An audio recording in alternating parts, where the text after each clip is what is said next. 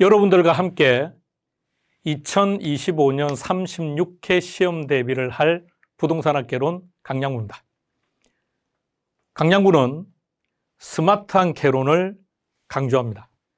여러분, 스마트하다는 게 무슨 뜻이죠? 사전적인 의미는 똑똑하다는 뜻인데, 자, 우리는 앞으로 이렇게 할 겁니다. 강양구가 여러분들한테 강의할 때 스마트하게 할 겁니다. 그렇다면 여러분들이 시험 준비하는 것도 당연히 그렇죠. 스마트하게 해요.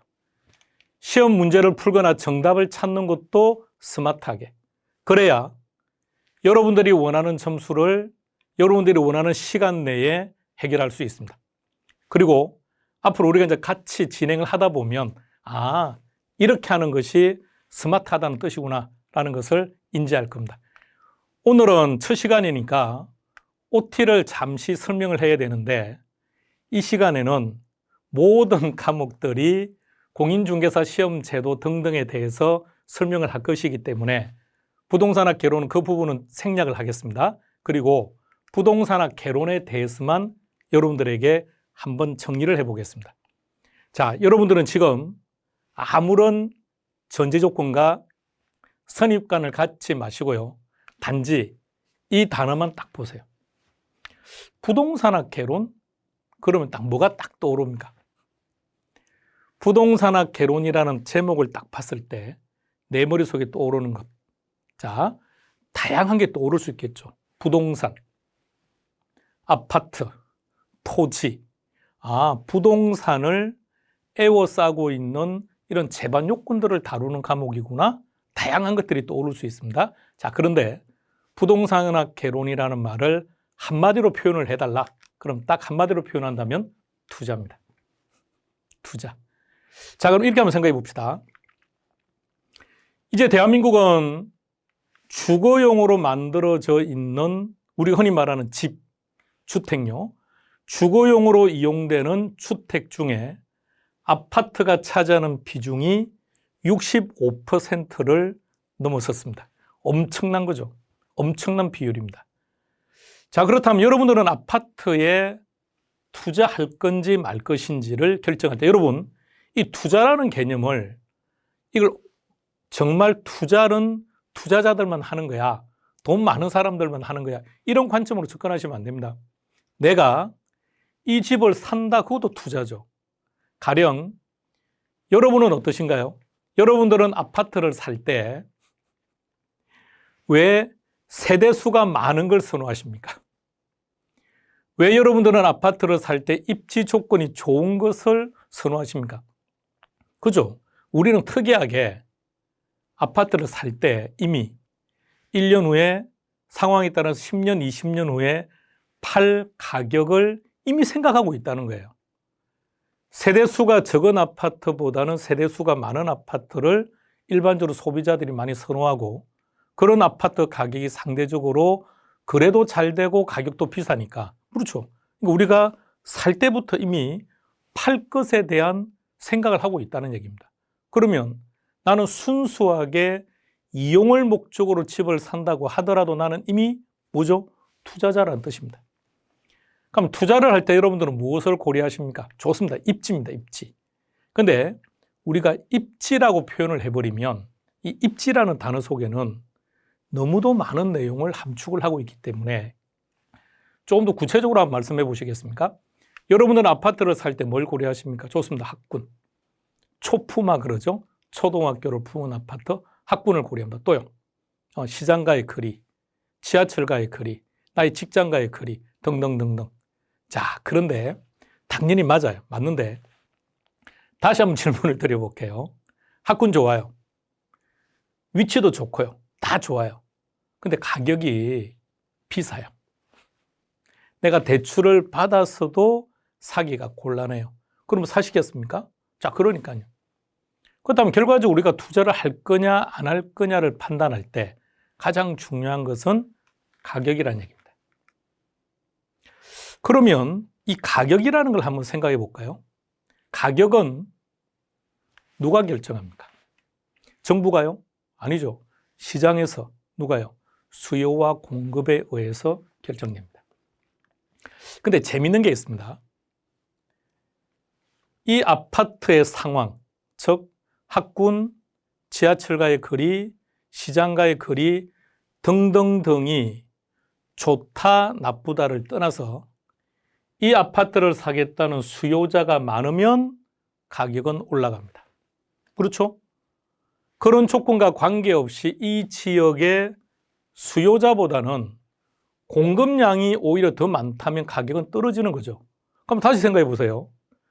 우리가 아파트를 살 때 학군을 고려하고 지하철과의 거리 등등을 고려해서 상대적으로 선호하는 아파트를 샀는데 이 가격이라고 하는 것이 결과적으로 따지면 그러한 조건들에 의해서 결정되는 것보다는 수요와 공급이 지배적이라는 거죠. 물론 그런 조건들을 가지고 있으면 수요가 증가하는 게 일반적이겠죠. 그러나 그렇다고 할지라도 그 지역의 인구수가 감소하면 가격이 떨어지는 것은 어쩔 수 없다는 거죠. 자, 그렇다면 이렇게 생각해 보세요. 어떤 아파트 가격이 10억입니다. 어떤 아파트 가격이 1억입니다. 그러면 10억과 1억을 상대적으로 비교할 때 10억은 비싸다고 말할 수 있겠지만 근데 그거는 바람직하지 않다는 거죠. 왜냐하면 그 부동산의 상황에 따라서 다를 것이기 때문에. 그렇다면 수요와 공급에 의해서 가격이 결정되어 있는데 그 가격이 정말 합리적인 가격일까? 아니면 불필요하게 비싼 것일까? 따져봐야 되겠죠. 그래서 행하는 것이 감정평가입니다. 우리는 이러한 내용들을 근거로 해서 투자를 결정해요. 여러분들은 이런 것에 대해서 동의하십니까? 아파트 가격이 정부의 정책에 따라서 움직인다는 것을 동의하십니까? 그렇죠. 우리가 많이 경험하죠. 정부가 대출 규제를 해버리니까 당장 시장의 수요가 감소하면서 가격이 떨어진다. 이런 뉴스를 최근에 많이 접하고 있죠. 자, 그렇다면 부동산 정책이라든지 대출의 조건이라든지 이런 것에 따라서도 부동산 가격은 많이 변한다는 얘기입니다. 따라서 이 가격을 결정짓는데 엄청난 영향을 주는 조건들입니다.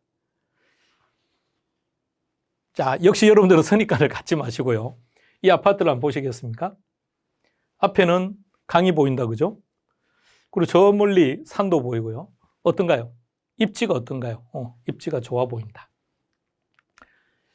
그러면 이런 지역을 개발하는 공급자 입장에서는 이런 곳에 아파트 만들면 야, 이거 정말 분양 잘 되겠는데 이런 생각하겠죠. 그래서 그런 곳에 개발을 하는 거죠. 자, 개발을 하면 개발업자뿐만 아니라 분양을 받는 자도 이런 부동산에 대한 관리는 필요한 거겠죠. 개발업자가 아파트를 만들었다. 왜 만든 거죠? 그렇죠. 팔려고. 그렇다면 마케팅이 중요하겠죠. 우리가 다시 한번 생각해 봅시다. 이 수요라는 개념을 한번 잘 생각해 보세요. 참 이상한 속성을 가지고 있습니다. 우리가 보면요. 가격이 올라가면 수요가 증가하는 게 맞습니까? 아니면 가격이 하락하는 게 맞습니까? 자, 다시 한번 더요. 가격이 상승하면 수요가 증가할까요? 수요가 감소할까요? 아니, 가격이 비싸면 사람들은 집을 안 사야죠. 그런데 우리 시장을 잘 생각해 봐요. 가격이 올라가니까 오히려 수요가 증가하죠. 좀 더 정확하게 말을 하면 가격이 지속적으로 상승할 것이라는 기대 때문에 수요가 증가하는 거예요. 그렇다면 이런 기대감이라고 하는 것은 부동산 시장의 상황이 아주 중요하다는 얘기입니다. 다시 말하면 이 부동산 시장의 경기 상태가, 즉 경기 변동이 어떠하냐, 지금 부동산 경기가 호황기로 가고 있느냐 불황기로 가고 있느냐 따라서 그들이 결과적으로 수요에 영향을 주게 될 것이고 그들에 의해서 가격이 결정됩니다. 이런 전체적인 내용을 총괄하는 파트가 부동산학 총론입니다. 그러면 부동산학 개론이라는 얘기는 결과적으로 투자를 학습하는 과목인데 부동산에 투자를 하기 위해서는 그 부동산의 진정한 가격이 얼마인지 알아야 되겠다는 얘기입니다. 따라서 가격과 관련된 일련의 내용들을 부동산학에서 다루게 되는 겁니다. 그럼 전체 단원이 몇 가지인지를 한번 보시겠습니까? 총 몇 가지죠? 12개 단원입니다. 12개 단원들 중에 자, 그림상 오른쪽 요 5개 단원 차례대로 한번 쭉 읽어볼까요? 시작. 이 5개 단원은 최소한 60에서 70%의 출제 빈도를 가지고 있습니다. 그러므로 여러분들은 앞으로 이 5개 단원과 아주 친숙해지시기 바랍니다. 가령 부동산 시장 일반적으로 한 문제요. 경기 변동 한 문제, 부동산 관리 한 문제, 마케팅 한 문제입니다. 그러면 한 문제가 출제된다는 말은 다시 말하면 학습해야 되는 범위가 적다는 뜻이에요. 내용도 상대적으로 가볍다는 뜻입니다. 그래서 이런 부분들은 시험 한 달 전에 해도 상관없어요. 물론 우리는 그 전에 하겠습니다만. 자, 그러니까 이 5개 단원에 좀 더 집중할 수 있도록 하시기 바랍니다. 그렇다면 이 12개 단원의 출제 비율이 어떻게 되는지를 한번 체크해 보겠습니다. 최근 10년 동안 출제 비율은 12개 단원 중에서 감정평가가 1등입니다. 자, 두 번째 보시겠습니까? 투자입니다. 자, 세 번째입니다. 네 번째. 그리고 방금 이 오른쪽에 있던 5개 중에서 빠진 거 하나가 뭐죠? 수요 공급이죠. 그러면 12개 단원 중에서 이 5개 단원이 평균 출제 빈도가 이렇습니다. 67.2%. 문항수로 따지면 27문항이죠. 우리 시험은 60점을 받으면 합격하는 시험이죠. 그럼 60점을 받기 위해서는 몇 문제를 맞추면 될까요? 40문제 중에서 24문항을 맞추면 60점입니다. 그런데 이 5개 단원은 그 기준보다 더 많이 출제되고 있다는 얘기죠. 자, 나머지 단원들 한번 보시겠습니까? 총론입니다. 8%입니다. 평균 3문제 내지 4문제가 나오고 있다는 뜻이겠죠. 자, 다음은 개발 쪽입니다. 경기 변동, 부동산 시장입니다. 관리고 마케팅입니다. 자, 이렇게 출제가 돼요. 그러면 단 이런 거 하나는 기억하셔야 됩니다. 부동산 시장과 경기 변동, 관리와 마케팅은 각각 한 문제씩 출제가 되는 파트인데, 자, 그러면 한 문제가 출제가 되니까 에이, 그냥 이쪽은 내가 그냥 안 할래. 아닙니다. 왜냐하면 학습해야 되는 범위도 상대적으로 적고 학습해야 될 내용도 가벼워요. 그럼 다시 말하면 점수 받기가 편하다는 얘기죠. 그러면 이 4개 파트는 출제자가 점수를 주겠다고 의도적으로 출제하는 파트입니다. 그러니까 이쪽 부분에서는 확실하게 다 잡아내야 되는 거고, 역시 중요한 것은 5개 단원에 집중되어 있다는 얘기입니다. 24년도가 35회 시험이었습니다. 지금 우리는 25년 36회 시험을 준비하는 거죠. 그럼 그 이전 시험은 이렇게 출제되었습니다. 감정평가가 7문제입니다. 가로 속에 있는 2는 무슨 말이냐면 계산 문제입니다. 계산 문제가 9문제가 출제가 되었는데 2문제가 간평에서 나왔습니다. 투자가 최근 10년 기준으로 가장 적게 나왔습니다. 투자가 최근 10년 기준으로 보면 가장 적게 출제되었을 때 5개, 가장 많이 출제되었을 때가 9문제가 출제가 되었는데 유독 적게 나왔습니다. 금융입니다. 정책입니다. 수요 공급입니다. 그럼 잘 보세요.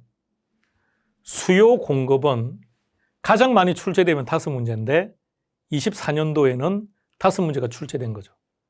그래서 보통 얼마나 출제되느냐, 한 3문제 정도 보시면 돼요. 3문제 내지 4문제인데 그럼 평소보다 한 문제가 많이 나왔다는 얘기죠. 간평은 평균 6문제가 나옵니다. 한 문제가 많이 나왔죠. 정책은 평균 4문제가 나와요. 그러면 이건 2문제 정도가 많이 나왔다는 뜻입니다. 금융 4문제 정도 나옵니다. 그러면 다시 생각해 보면 투자 쪽에서 출제 문항수가 감소된 것이 다른 파트로 갔다는 얘기죠. 무엇을 의미하느냐면 최근 10년 기준으로 부동산 투자 파트가 문항수가 제일 적게 나왔다 그랬죠. 자, 그런데도 보세요. 이 5개 단원을 합치면 출제 비율에는 차이가 없습니다. 최근 10년 동안 이 5개 단원에서 67.5% 나왔다 그랬죠. 24년도는 65%입니다. 다시 말해서 이 5개 단원은 어느 한 단원에서 출제 문항수가 감소하면 그 감소된 것은 대체적으로 이 5개 문항 안에서 정리가 됩니다. 그러니까 수요 공급에서 갑자기 문항 수가 적어졌다. 그럼 그 수요 공급에서 문항 수가 적어진 것이 부동산 관리나 마케팅이나 시장으로 가는 게 아니라 요 안에서 해결된다는 얘기입니다. 따라서 역시 5개 단원은 가장 여러분들이 집중적으로 관심 가지고 학습해야 되는 단원입니다. 나머지 단원 보시겠습니까? 총론 4문제 나왔었고요. 입지는 3문제입니다. 개발, 경기 변동은 24년도에는 출제가 안 됐습니다. 시장 1문제, 그리고 관리, 마케팅. 자, 그래서 변함없이 이런 비율을 점하고 있습니다. 그렇다면 이제 우리가 시험 볼 36회 시험도 이 비율에는 큰 차이가 없을 거라는 얘기죠. 다시 말해서 정책 문항 수가 6문제가 아니라 9문제가 나올 수도 있다는 얘기죠. 감정평가는 그냥 6문제로 명시가 되어 있다고 생각하시면 돼요. 15% 내외라고 일단 아예 규정을 하고 있습니다. 그래서 6문제 전후로 출제가 되기 때문에 정해져 있다고 보시면 되고요. 자, 9문제가 나왔다. 그럼 금융에서 문항수가 상대적으로 적어지겠죠. 그렇다고 하더라도 이 5개 단원 아래서는 항상 이 비율은 유지할 거란 얘기입니다. 그래서 여기에 좀 더 집중해서 정리할 수 있도록 그렇게 하시기 바랍니다. 재료의 제목 한번 보시겠습니까? 자, 앞으로 여러분들에게 자, OT에서 전체적인 얘기를 하는 것도 괜찮은데 이번에는 그렇게 안 하려고요. 그래서 앞으로 이렇게 강의가 쭉 진행되는 과정에 순간순간 우리 이렇게 합시다. 이렇게 시험 준비하는 게 좋지 않을까요? 이런 멘트를 할게요. 그래서 오늘은 여러분들이 딱 2가지만 설명하려고 합니다. 제목을 보세요. 뭐라고 했습니까? 합격을 위한 지름길. 과연 지름길이라는 게 있을까? 예, 있다고 생각합니다. 강양구도 학창시절에 고시 공부를 했습니다. 그런데 우리가 고시 공부를 했던 그 기간이 끝나고 난 후에 그 고시 기간이 1년이었던 5년이었던 그 기간을 되돌아보면요. 상당수의 그 시간이 시행착오입니다. 그는 고시 공부를 한 사람, 그래서 그 고시를 패스를 했던 아니면 패스를 못했던 누구나 다 동의하는 표현들입니다. 상당수가 시행착오죠. 자, 그런데 바로 곁에 이미 합격한 형이 있거나 누나가 있으면 야, 이렇게 하는 거야. 아, 이거는 할 필요 없어. 요렇게 가면 제일 좋아. 라고 해서 그 방향으로만 걸어간다면 상대적으로 시간을 많이 단축시킬 수 있겠죠. 그것이 지름길이라고 생각합니다. 여러분들은 서점에 가서 책을 구입해서 여러분 혼자 책을 읽고 하면 합격할 수 있습니다. 충분히 가능합니다. 그런데 왜 그 방식을 선택하지 않고 지금 랜선을 통해서 강양구 강의를 접하는 걸까요? 이유가 뭘까요? 아, 개론책을 넘기면 무슨 말인지 몰라서 아닙니다. 처음에 넘길 때는 당연히 어렵죠. 불편하죠. 근데 이것을 2번째, 3번째 쭉 읽다 보면 그리고 문제들을 풀다 보면 개념을 잡혀요. 자, 우리가 운전면허증 공부했던 거 생각해 보세요. 우리가 그 엔진 상태를 어떻게 알고 우리가 그 내용을 모두 다 이해하고 아는 상태에서 운전면허증 시험 본 거 아니지 않나요? 단순히 암기해서 시험 본 거죠. 물론 그런 문제 은인식이기는 하지만 자, 그러면요. 이렇게 다시 한번 생각해 봅시다. 여러분 스스로 혼자서 독학을 하시더라도 합격할 수 있는 시험을 강양구와 랜선을 통해서 만난 이유는 딱 한 가지입니다. 단기간에 합격하고 싶다라는 얘기겠죠. 그러면 단기간에 학습하려면 첫 번째, 시행착오를 최소화시켜야죠. 강양구와 함께 하더라도 여러분들이 강양구인 것은 아니기 때문에, 그죠? 그러면 시간이 지나고 나면 에이, 그때는 그렇게 할 필요 없었는데 라는 생각이 드는 시점이 있을 겁니다. 그러나 그런 시행착오를 줄이자고요. 그것이 지름길입니다. 그럼 첫 번째 한번 생각해 보세요. 첫 번째. 여러분들은 공인중개사 시험에 합격하려면 어떤 교재, 어떤 자료, 무엇이 제일 중요하다고 생각하십니까? 0.1초의 망설임 없이 기출문제입니다. 그런데 기출문제가 왜 중요하다고 생각하십니까? 잘 생각해 보세요. 기출문제가 또다시 출제되기 때문에 중요하다. 물론 그것도 있습니다. 근데 그것보다 더 중요한 기능을 합니다. 기출문제는 우리에게 뭘 제시하느냐? 여러분, 시험 문제는 이렇게 출제됩니다라는 것을 보여주는 겁니다. 기출문제는요, 여러분, 여기에서 출제됩니다라는 것을 보여주는 겁니다. 기출문제는요, 여러분, 이 부분을 이렇게 장난칩니다라는 것을 보여줍니다. 따라서 기출문제를 우리가 보게 되면 학습해야 되는 범위, 학습하는 방법, 어디를 좀 더 집중할 거냐는 것을 결정지을 수 있습니다. 따라서 절대 문제에서 멀어지지 마시기 바랍니다. 기출문제는 모든 시험에서 바이블입니다. 제일 중요합니다. 자, 하나만 더요. 자, 그러면 기출문제를 통해서 학습 범위도 결정할 수 있고 학습 범위가 결정되면 방향도 결정되는 거죠. 그럼 어떤 부분에 집중되는지, 부동산 투자가 많이 나오는데 감정평가가 많이 출제된대 라는 것은 방금 설명대로서 이제 알았다는 거예요. 그러면 투자도 많이 나오고 감정평가가 많이 나오는데 어떻게 나오지? 어디에서 나오는 걸까? 감정평가라는 파트 중에서 어느 파트에서 어떤 식으로 나올까? 이것은 기출문제를 보면 된다는 얘기죠. 자, 그 다음엔 어떻게 해야 되느냐? 반복 또 반복입니다. 이것이 합격하는 최고의 방법입니다. 여러분도 동의하시는 거죠? 지식은 복리로 쌓입니다. 따라서 1회독 하고 10점 나왔다. 야, 그럼 내가 60점 받으려면 최소한 6회독 이상은 해야 되겠구나? 아니란 얘기예요. 1회독 했을 때 10점이 나오면 2회독을 하면 30점이 나올 수 있다는 얘기죠. 3회독을 하면 60, 70이 될 수 있다는 얘기입니다. 따라서 반복하시고 할 때마다 나의 지식은 점점 더 많이 복리로 쌓여갈 겁니다.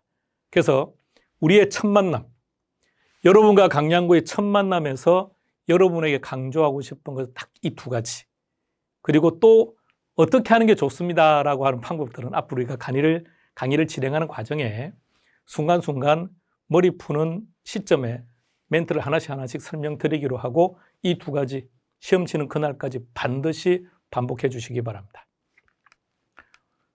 앞으로 여러분들이 학습을 하다 보면 학습적으로 궁금한 것도 있을 것이고요. 자, 그리고 또 이제 중개사 공부를 하게 되면 여러분 주변에 있는 분들이 부동산과 관련된 질문들을 막 할 거예요. 세금 문제라든지 등기 문제라든지 막 이런 얘기들도 물어볼 텐데요.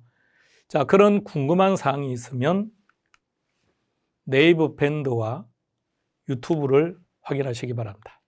둘 다 부동산학 개론 강량구라고 검색하시면 뜰 겁니다. 단, 네이버 밴드에서는 말입니다. 부동산학 강량구라고 치면 강량구에게 수업을 들었던 분들이 밴드를 만드신 분들이 여러분이 있습니다. 여러분. 그러다 보니까 똑같은 제목이 있는데 그런 거 아니고요. 사진이 있을 겁니다. 사진. 강량구에 사진이 있으니까 자, 거기에 들어오시면 될 겁니다. 자, 여기서 여러분들이 궁금한 질문도 하시고요. 강량구가 여러분들에게 전달하고자 하는 내용들도 그 안에 문제 등등을 수록해 놓을 테니까 그것을 다운받아서 활용하시고요. 밴드에 있는 자료는 여러분들이 다운받아서 핸드폰에 보관하면서 수시로 볼 수도 있는 것이고 프린트해서 볼 수도 있는 것이고요. 그럼 핸드폰에 일단 기본적으로 저장을 하세요. 방을 딱 하나 만들어서 부동산학 개론이라는 방을 만들어서 거기다가 딱 저장을 해놓으면 수시로 어디에서나 이동할 때마다 볼 수 있으니까 많이 활용하시기 바랍니다. 자, 이제 첫 수업은 부동산학 총론으로 한번 가보겠습니다. 자, 매번요, 우리가 총 몇 개 단원이었죠? 12개 단원이죠. 12개 단원을 시작할 때는 출제 문항수를 설명드릴 것이고 어떤 파트를 학습해야 되는지를 설명할 겁니다. 부동산학 총론에서는 총 4개 단원입니다. 제목이 뭐라고 되어 있습니까, 지금? 부동산학 총론이죠. 그리고 지금 우리가 함께 하는 이 과목의 이름이 부동산학 개론이죠. 그럼 첫 번째 해야 될 게, 그럼 부동산학이 뭘까? 부동산학의 개념입니다. 두 번째는요, 부동산학이라고 하더라도 결과적으로 따져보면 부동산에 대해서 연구하고 학습하는 거겠죠. 그렇다면 두 번째, 부동산이라는 게 뭘까? 부동산의 개념입니다.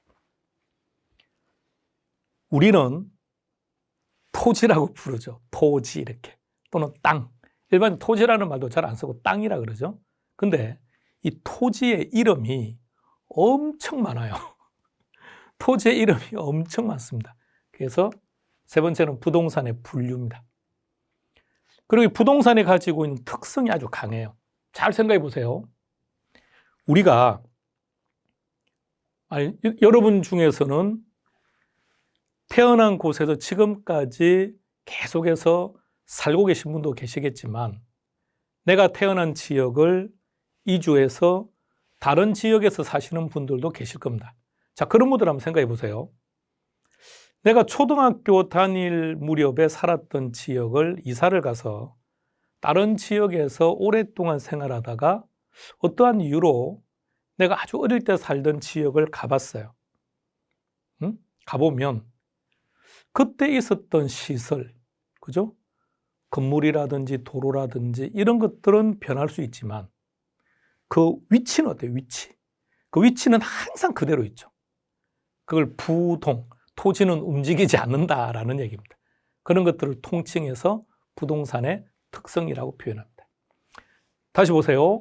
부동산의 총론은 3문제 내지 4문제가 출제된다 그랬죠. 그런데 대체적으로 이 3개 파트에서 문항이 집중되어 있습니다. 그리고 최근 10년 동안 이 4개 단원의 출제 문항 수는 이렇습니다. 그러니까 부동산 학의 개념은 상대적 출제 빈도가 좀 떨어지는 편이고요. 전체적으로 이렇게. 특히 부동산의 분류가 문항 수로 따지면 제일 많이 나왔죠.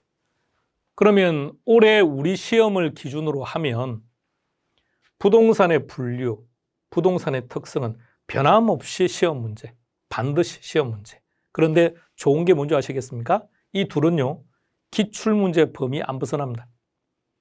여러분들이 최근 10년간 다루었던 기출문제만 정확히 알고 추가로 한 10% 정도만 설명하는 내용을 기억하시면 가볍게 해결할 수 있습니다.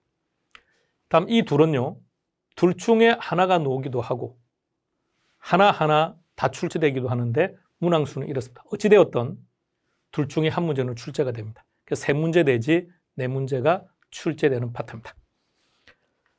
부동산학 총론에서는 4개 단원을 학습한다 그랬습니다. 첫 번째가 부동산 학이 뭐야? 부동산학의 개념. 두 번째는 부동산이 뭘까? 부동산의 개념. 토지의 용어, 부동산의 분류, 토지의 특성, 부동산의 특성. 자, 그 첫 번째, 부동산학의 개념입니다. 여러분들이 가지고 계신 교재 한번 보시겠습니까? 여러분들이 가지고 계신 교재를 보면 16페이지입니다. 16페이지 보면 요 1절의 타이틀이 이렇게 되어 있죠. 부동산학의 체계라고 되어 있는데 방금 말했던 부동산의 개념이에요. 그래서 이 부분인데, 자, 먼저 책을 먼저 한번 체크해 볼게요. 지금 여러분들에게 이 부분을 한번 설명을 드릴 거예요. 이 부분을 쭉 설명을 드릴 거고요. 그 다음 교재를 쭉 가보겠습니다.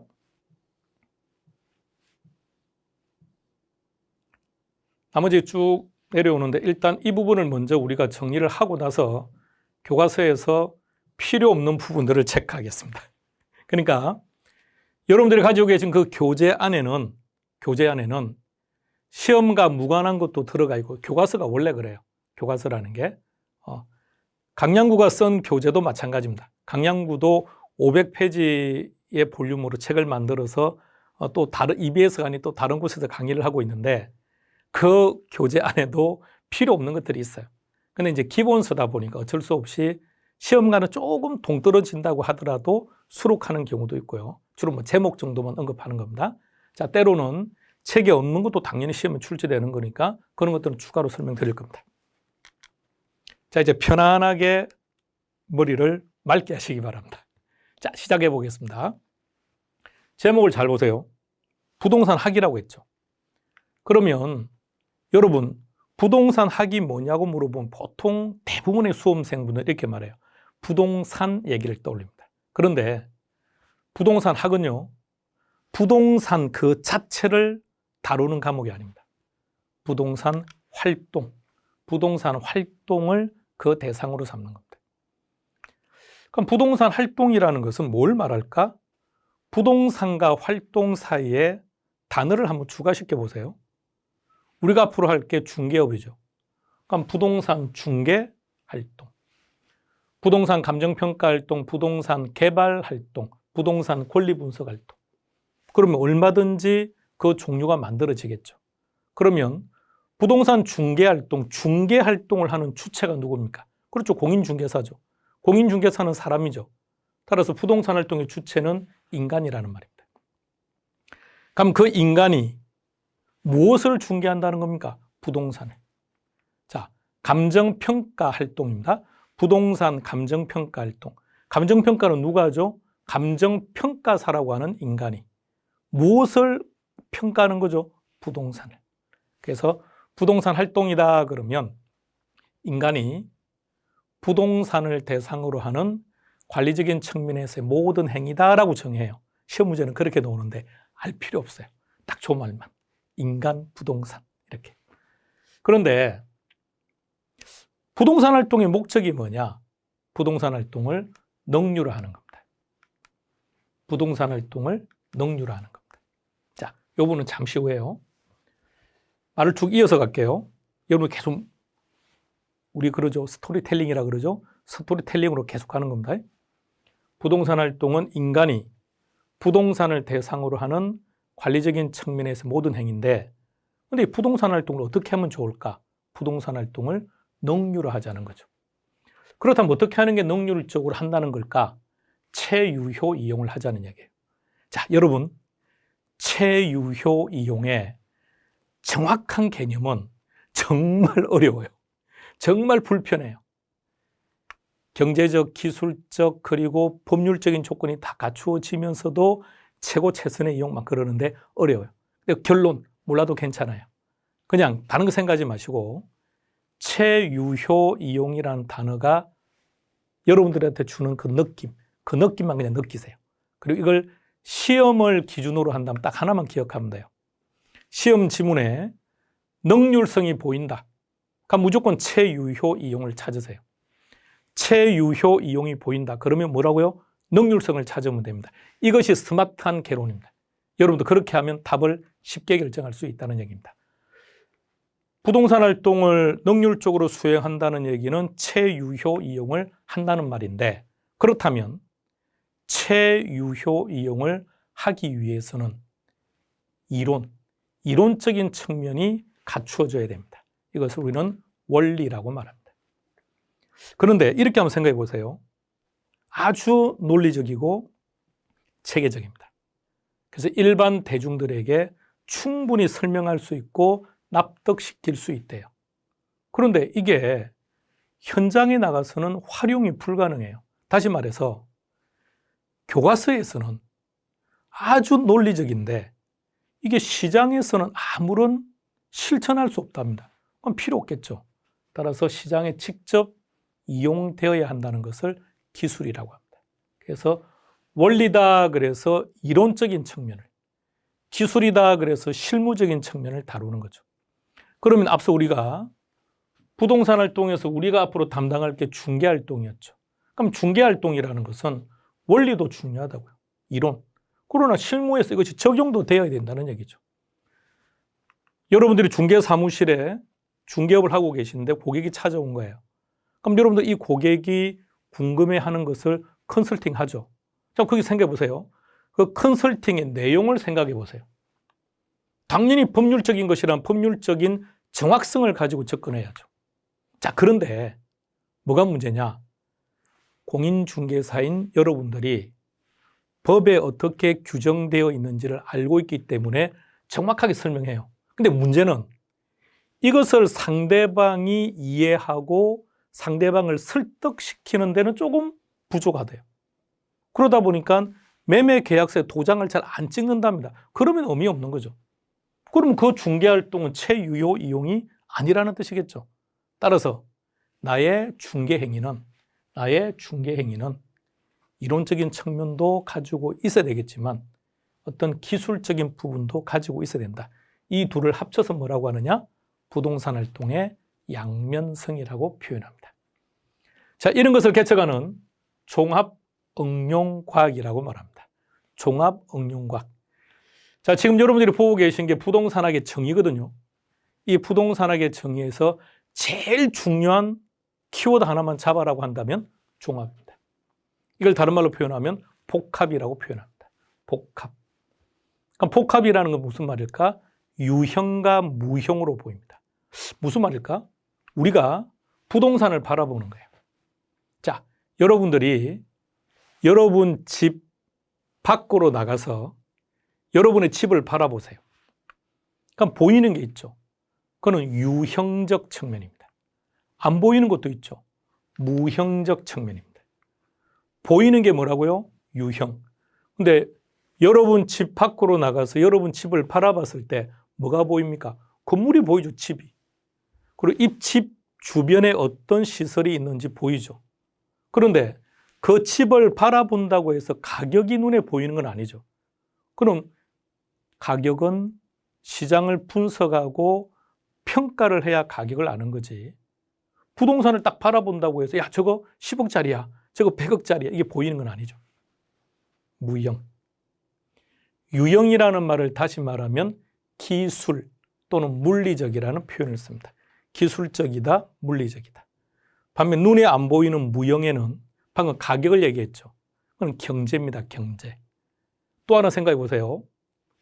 여러분들이 여러분 집을 밖에서 딱 바라보면 이 집에 저당권이 설정되어 있는지, 즉 담보가 있는지 없는지 눈에 보인다, 안 보인다? 그거 안 보이죠. 자, 그는 법률이라고 말합니다. 경제와 법률. 계속해서 출시될 겁니다. 이것을 개척하는 종합응용과학입니다. 여러분, 부동산학은요, 응용과학입니다. 사회과학이고요, 경험과학이고 실천과학입니다. 규범과학이기도 한 거죠. 자, 이런 게 우리 시험에 한 번씩 나옵니다. 가끔. 큰 의미는 없지만요.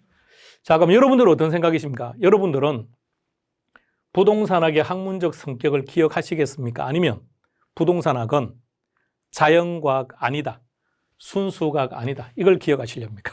그렇죠. 아닌 것만 기억하면 되죠. 이거 기억할 필요 뭐 있나요? 이것만 기억할 겁니다. 이러한 부동산학을 접근하는 방법은 여러 가지 방법이 있습니다. 그중에 우리는 딱 세 가지만 기억할게요. 부동산학을 접근하는 방법에는 딱 세 가지만요. 첫 번째, 종합식 접근 방법.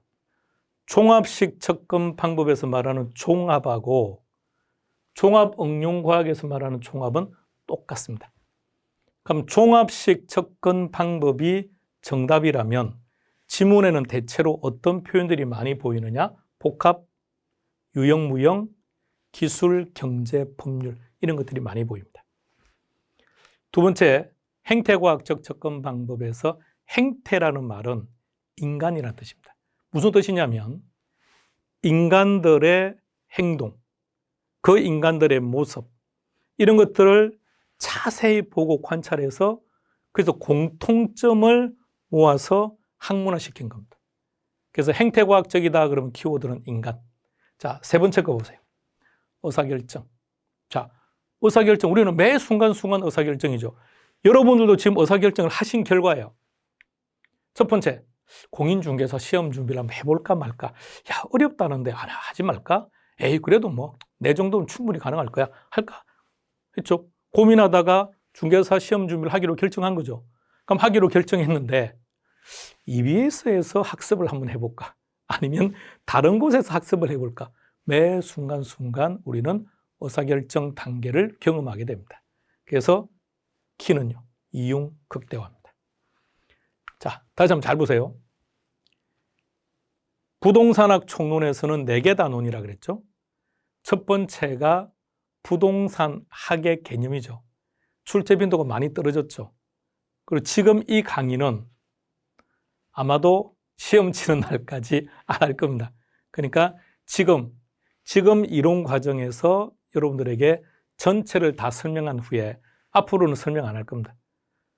필요에 따라 여러분들이 한 번씩 강의를 통해서 접근해 보시면 되고, 그리고 시험 문제가 출제된다고 하더라도 이 범위를 절대 안 벗어납니다. 자, 그러면 여기서 앞으로 계속해서 다른 파트로 넘어가면 계속해서 언급될 부분은 딱 하나 있습니다. 종합이다, 복합이다, 유형이다, 무형이다, 기술, 경제, 법률. 이는 기억하셔야 되고요. 자, 두 번째. 능률화가 보인다? 그럼 뭘 선택한다고요? 최유효 이용을 찾습니다. 최유효 이용이 보인다? 능률화를 찾습니다. 근데 이 둘이 한 세트가 안 돼 있다? 그럼 이 지문은 틀렸다. 두 번째로 여러분들이 기억해야 될 내용입니다. 세 번째, 부동산학의 학문적 성격 아래쪽은 기억하지 맙시다. 요것만 기억합시다. 순수과학 아니고 자연과학 아니다. 답 찾는데 아무런 문제 없습니다. 이것만 알고 있으면 답을 찾습니다. 자, 네 번째, 부동산학을 접근하는 방법에는 아주 많은 방법이 있습니다. 접근하는 방법은 아주 많은 방법들이 있는데, 자, 그게 어떤 거냐면 이렇게요. 여러분, 라면을 끓일 때는 물이 팔팔 끓고 난 다음에 스프를 먼저 넣고 그리고 나서 면을 넣는 게 맛있나요? 아니면 면을 먼저 넣고 면이 어느 정도 익었을 때 스프를 넣는 게 맛있나요? 여러분, 그것을 접근 방법이라고 하는 거예요. 그러니까 라면을 끓이는 방법도 여러 가지 방법이 있는 것처럼 부동산학을 접근하는 방법에도 여러 가지 방법이 있는데 그 방법은 한 20가지 정도가 됩니다. 다 알칠 필요 없고요. 딱 3가지만. 자, 요 정도만 정리하겠습니다. 자, 그래서 이것과 관련해서 놓을 수 있는 문제는 이렇게 놓습니다. 가장 최근에 기출되었던 문제가 26회인데요. 그 후로는 놓은 적이 없습니다. 자, 이 문제 먼저 답을 찾고 들어오시기 바랍니다. 자, 매번 강의를 이렇게 진행할 겁니다. 한 단원이 끝나면 관련된 기출 문제를 보여드릴 거예요. 그럼 여러분들이 영상을 잠시 멈추고 문제를 풀고 그리고 들어오시기 바랍니다. 자, 그리고요. 학습을 하실 때는요. 논리적으로. 부동산 활동이란 부동산과 활동 사이의 단어를 추가하면 된다. 부동산 중개활동이다. 그럼 내가 공인중개사로서 중개활동을 할 때 나는 어떻게 하는 게 제일 좋을까? 능률적으로 해야 되겠다. 근데 어떻게 하는 게 능률적이야? 최유효 이용을 해야 된다. 그럼 어떻게 하는 게 최유효 이용입니까? 나의 고객들에게 컨설팅할 때 이론적인 베이스가 충분해야죠. 그런데 이론적인 지식은 나는 많은데 상대방을 설득하는 능력이 떨어진다면 이건 안 되는 거죠.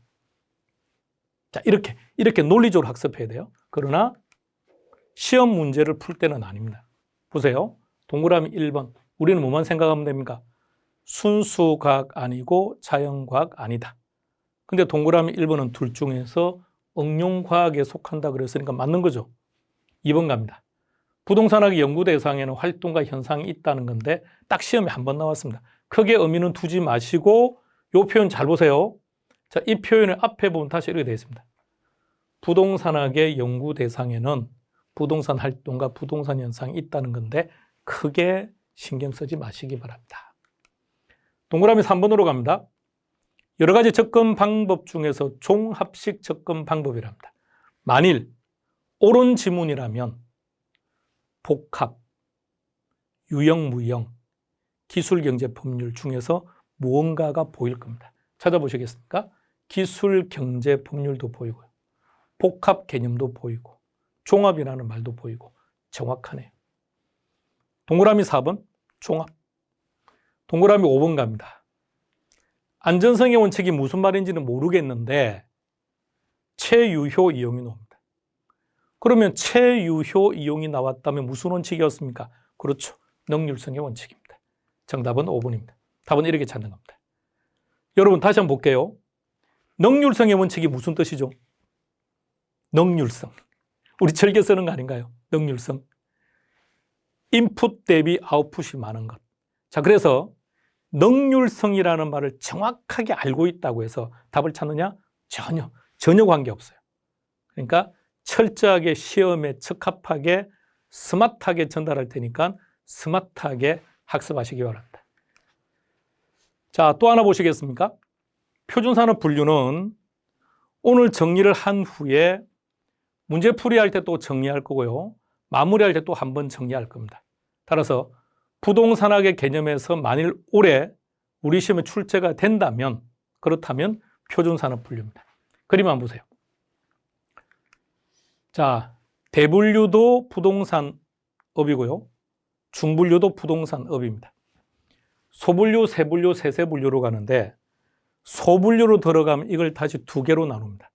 구분합니다. 지금은 암기 안 해도 괜찮아요. 어떻게 구분하는지 보세요. 자, 그러면 세분류로 들어가면 다시 두 개, 다시 두 개. 그럼 첫 번째, 부동산 임대 및 공급업이라고 해서 이 둘을 딱 나누는 거야. 세분류로 들어가면. 그래서 부동산 임대업. 부동산을 공급하려면 개발해야죠. 개발 및 공급업 이래 됩니다. 관련 서비스업에는 임대업과 부동산 개발 및 공급업입니다.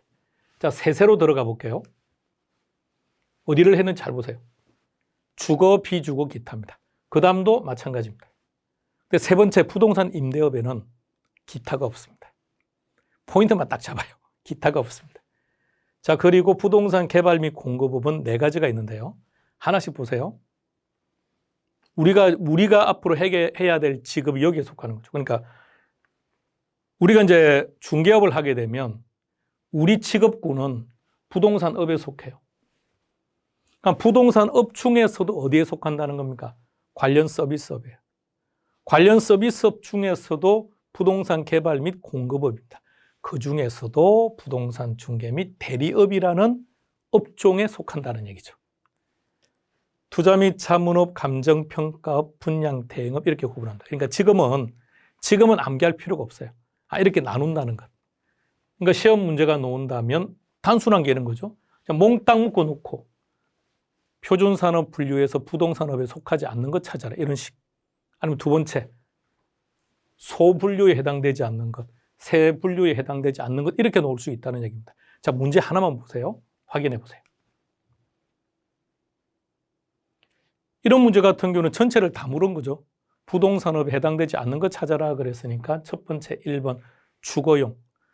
우리가 세세분류 제일 마지막에 주거, 비주거, 기타 있었죠.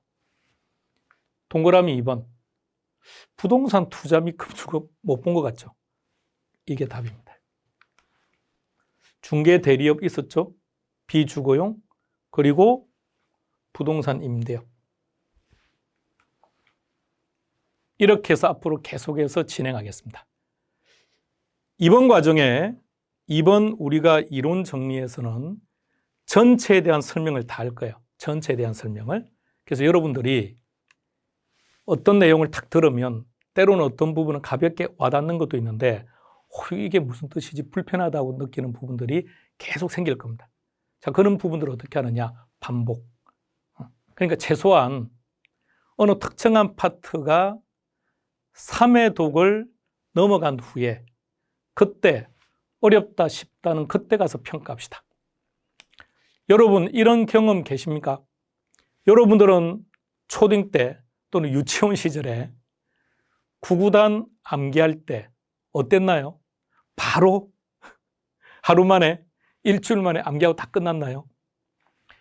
우리가 구구단을 지금까지 기억하는 이유가 뭔지 한번 잘 생각해 보세요. 우리가 그 시절 구구단에 대해서 얼마나 많은 시간을 투자했는지, 그리고 우리가 매 순간순간 구구단을 많이 활용하니까, 다시 말해서 반복하고 반복해서 어느 순간 자연스럽게 나올 때가 있을 겁니다. 그러면 그렇게 되기 전까지는 어렵다라는 생각은 애초부터 안 했으면 좋겠습니다. 따라서 최소한 3회독 내지는 5회독이 넘어가면 그 다음부터는 어렵다 쉽다의 기준에서는 완전히 벗어날 거예요. 그리고 매 순간순간 학습할 때는 어렵다 쉽다라는 개념으로 접근하는 것이 아니라 시험 문제가 저렇게 나오는 거구나. 자, 다시 한번 보여드릴게요. 달달달 외웠습니다. 문제가 나오면 답 바로 못 찾습니다. 그러니까 항상 내용은 문제와 연결시키시기 바랍니다. 그러니까 이걸 달달달 외우는 게 중요한 것이 아니라 시험 문제가 이렇게 출제되는 거구나. 그러니까 암기가 아니라 문제와 연결을 시켜서 시험 문제가 이렇게 출제가 되니까 나는 시험 준비를 어떻게 해야 되겠다. 자, 이런 개념. 이런 개념으로 시험 준비를 하시면 여러분들이 원하는 시기에 원하는 점수를 충분히 받아낼 수 있습니다. 우리 잠시 쉬었다가 다음 파트로 넘어가겠습니다.